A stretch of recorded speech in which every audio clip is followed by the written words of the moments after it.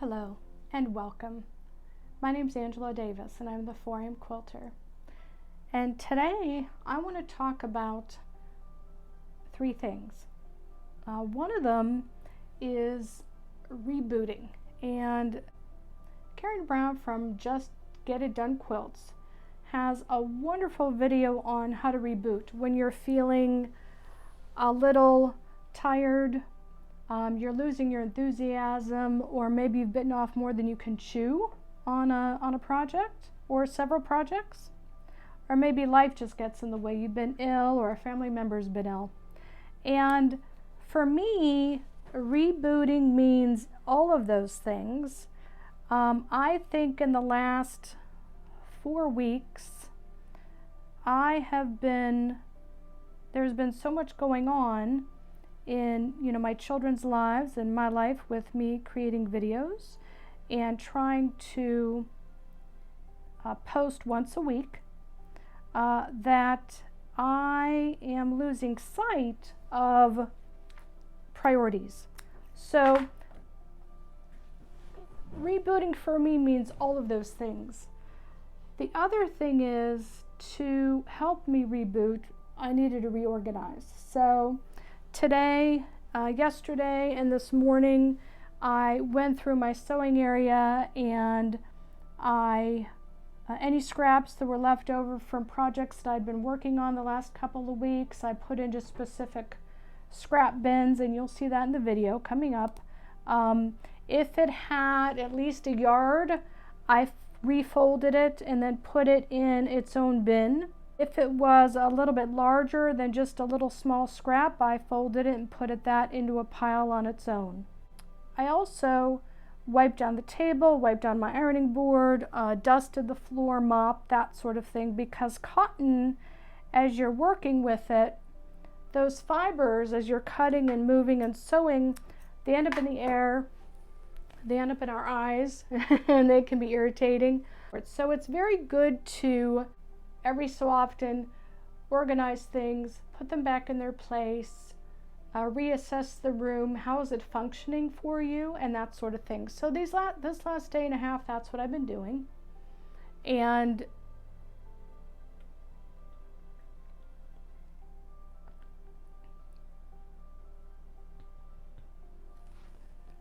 so that's what I've been doing. But the third thing that I did was I went through the quilt tops that I've made over the last month and a half, and I put them according to priority. And I finished 2 of the quilts from my 2 great nephews and my great niece. 2 of them are done. One of them, I didn't realize I ran out of batting. I need to buy batting. I'll have that done hopefully within the next week or 2. And then I also, during my reevaluation, I had to think about prioritizing commitments and being realistic with commitments. And I've let you down.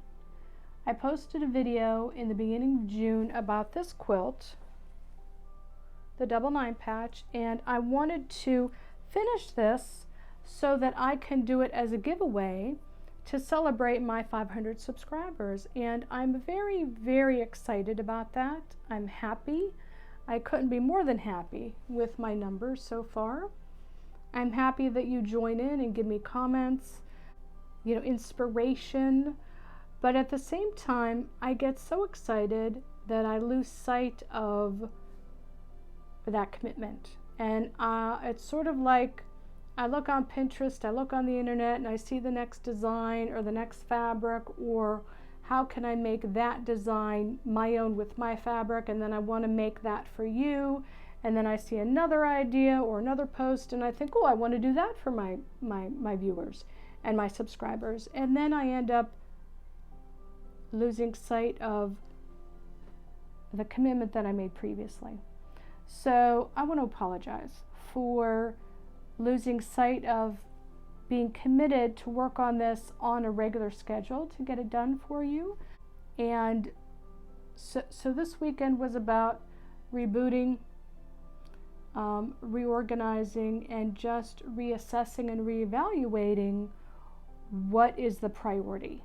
So I think this week what I'm going to do is I'm going to concentrate on just working on this as much as I can and just keeping it a priority and making sure that, you know, even if it's just 15-20 minutes a day, again, I'm setting myself a very high expectation of myself. And I think that's part of the problem. And I think a lot of us do that, you know. Well, I'm going to work on this every day, and I'm going to get this done by this date. And then something happens and we fall short. You know, life, you know. But I'm not saying I'm going to get it done by the end of the week, but I am going to try to make it a priority to work on this a little bit every day. So that I can keep it on the forefront of my mind so that I can get it done within a reasonable time frame. A reasonable time frame that will not overwhelm me in my own expectations of what I can accomplish. And so again, I just want to apologize for not having this finished. And, you know, in my enthusiasm to make videos for you and find colors combinations and blocks and patterns that I think will inspire you and you'll find enjoyment in, I was losing sight. So I just wanted to put that out there. And so today's video is all about, you know, I started early in the morning, and yesterday I came in here and I started, but I wasn't going to videotape me dusting and mopping the floor. I don't think you want to see that. But today was all about taking care of, you know, going through those scraps, getting those organized, put in bins, boxes, setting them downstairs for future use. Because I keep my fabric in the basement, because that's where I have the most space. I'm doing what's called a double knot on this.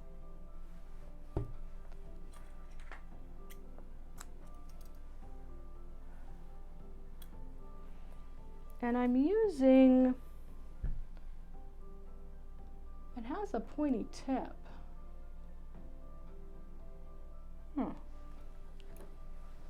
I have quite a few of these in different sizes and various widths and various tips on them. Some are pointy, some are dull.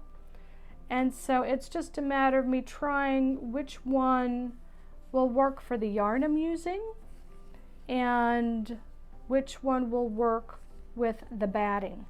Because different battings, you know, will react differently to your needles. But yes, so, and I also got a little bit of rest this morning after tidying up in here. I laid down a little bit to rejuvenate my body and rest my mind. I'm definitely using a thimble for this. If you've ever tried a quilt, you will know how hard it is on your hands. What I do is, I don't know if you can see real well, I cross it over, I go through the hole once, but I go through one more time, and then I pull down. Then I cross it over, I go through once, I go through twice, and then I pull it down. It's a double square knot. Some people call it a surgeon's knot.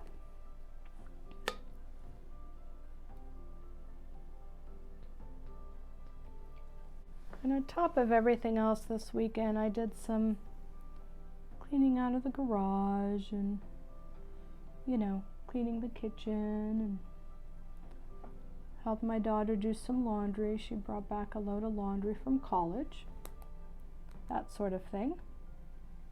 Spent some time with the other kids. Spent some time with Grandma, my sister, my nieces. my great nieces and nephews. It's convenient having a sister that lives down the street. I can pop in anytime I want, and if her kids are there, then I get to visit with everybody.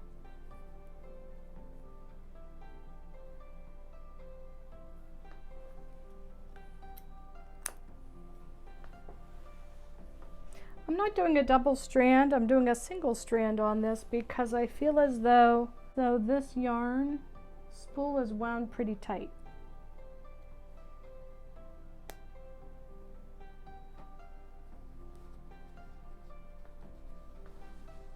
Oops, it went all the way through that time. So, just wonder if you all ever get like that, where you have to sort of see, okay, where am I at here? What do I need to reassess? What's a priority? You know, and believe me, when I look at my books and I look at my fabric, I get so inspired and I think, ooh, you know, I want to make this quilt and I want to make this block and I want to try this idea with them, or this applique method, or this technique.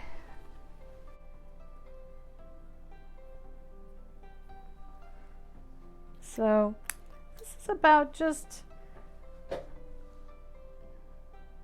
stopping to enjoy the process, you know?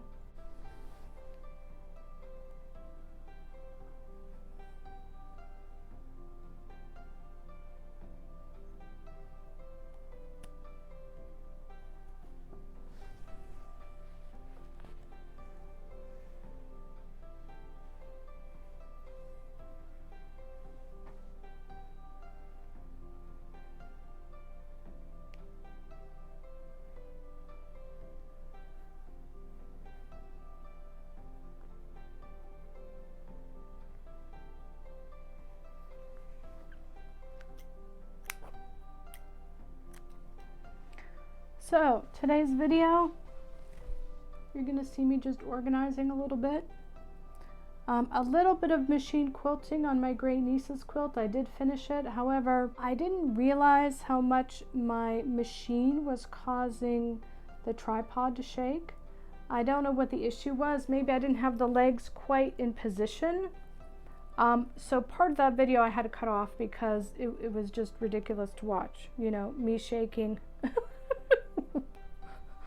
with the time of the machine, my sewing machine. But I did get my great niece's quilt done, and her brother's was done previously. So those are both done, and you're going to see that at the end of the video. You'll see both of them, and I hope you enjoy them.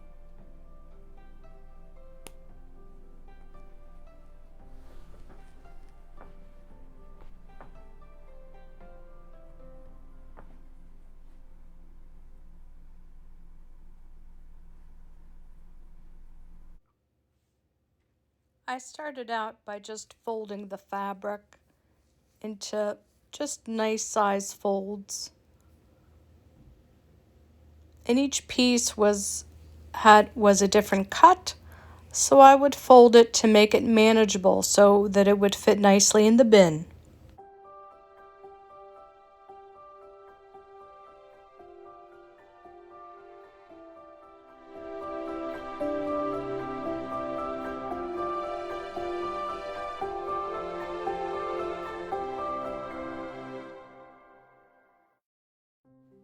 I wasn't concerned about organizing things according to color or color family or into color groupings. I was just concerned with folding for the purpose of organizing.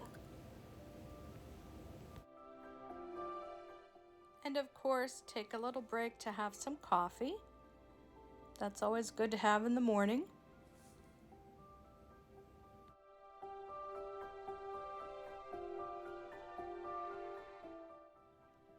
This bin, I think I just threw things in it randomly. So I'm just trying to organize them according to shape, size, and how the folds are.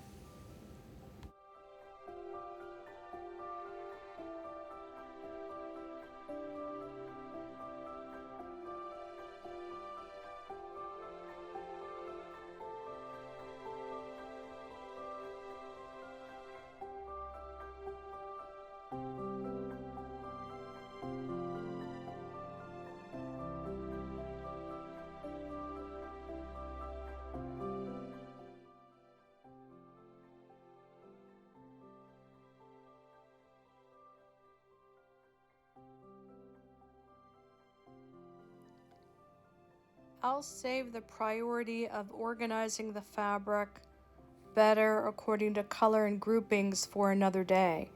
Right now I'm just interested in tidying up my sewing room so that I can transition fabric that I'm finished with into the basement.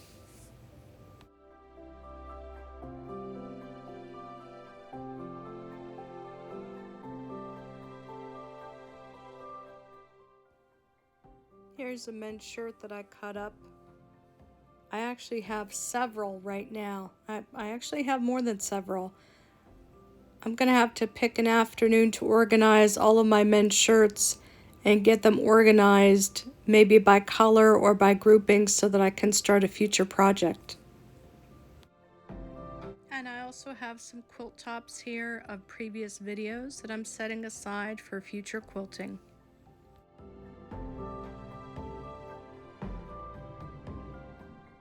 Well, these are spools of cotton that I've been collecting over the past probably couple years in various colors. I'm trying to keep them all together so that I can have them close at hand when I work on the quilt project for the giveaway.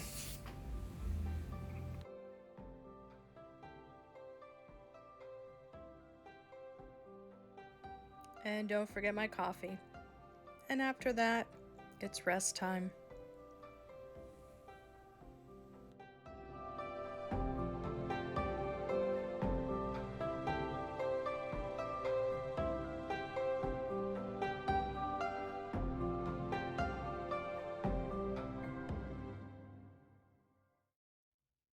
I've decided to stitch my great niece's quilt along the vertical.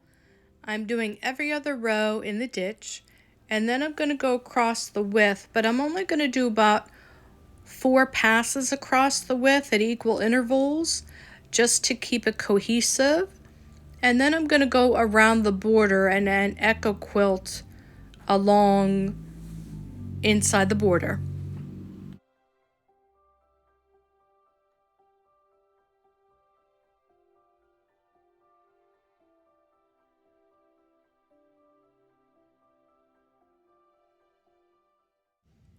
Because of how long it is, I've rolled it up, and that rolled up section will go under the open space arm of the machine. I've put my stitch length at about, it's right below the number 3. And I'll be adjusting the pressure on the presser foot as I go to see how the machine handles once I start the machine quilting.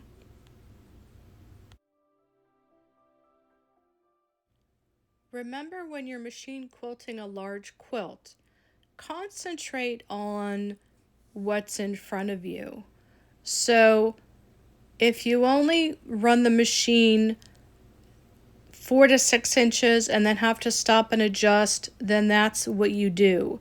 Because it's so big, you will be adjusting it a lot to accommodate for the length and the heaviness. So just go slow and take your time.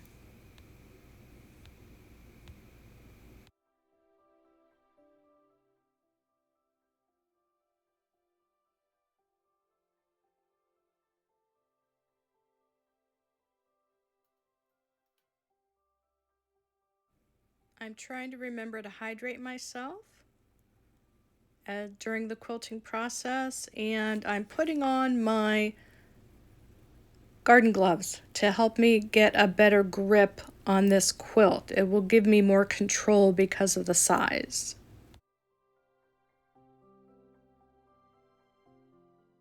At the beginning and the end of the row, I do a few stitches for a back stitch just to lock those stitches in place.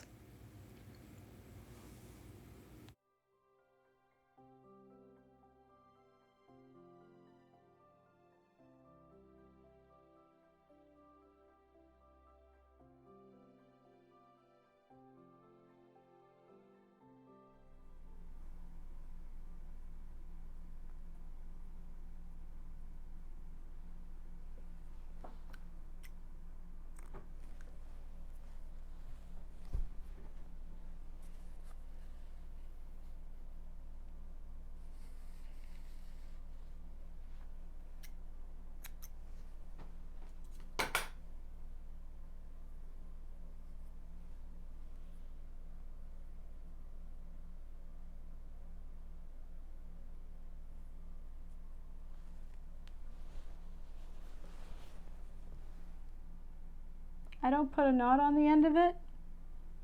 I'm using one strand. I'm not doubling it in any way. And I'm doing a square knot, a double square knot.